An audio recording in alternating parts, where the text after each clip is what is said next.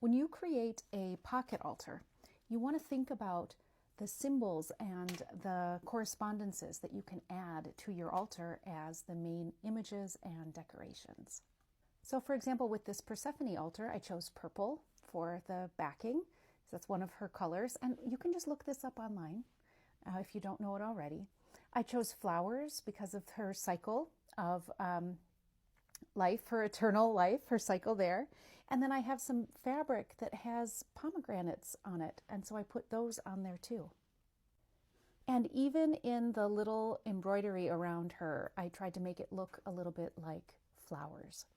For Athena, I chose some colors for the stitching around the outside that looked a little bit like gold. I chose a drawing of her, a couple drawings of her, and I chose an ancient coin that had her stamped on it and an owl on the other side. And then for the pocket, I printed off some olive branch fabric to represent her as well. When I made this manifestation altar or spell work altar, I chose green because it's a color that represents growth, and then I chose old vintage botanical posters that represent the 4 elements. So in each of these cases, I just brainstormed how I can use symbols and colors to put together an altar. I had a pop-up this last weekend and it was really fun, and I talked to someone who was building an altar for intentional living, and we brainstormed some ideas about that because it's pretty abstract, right? So we talked about what that meant to them and what sorts of things could be included, and they chose some nature fabric that looked some floral and some vines.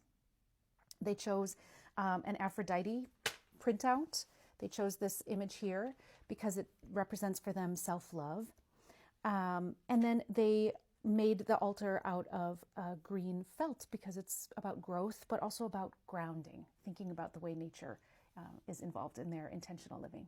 Not every decoration needs to have a meaning either. This is my self-love altar, and these like little pom-pom frames, they're just because I loved them and I wanted them on my altar. I wanted it to be a little more like 3D. The lace doesn't mean anything. I just liked how it looked. Let me know if you have questions if you're working on an altar for yourself. I'm happy to help you brainstorm ideas for the symbols and the colors you could use.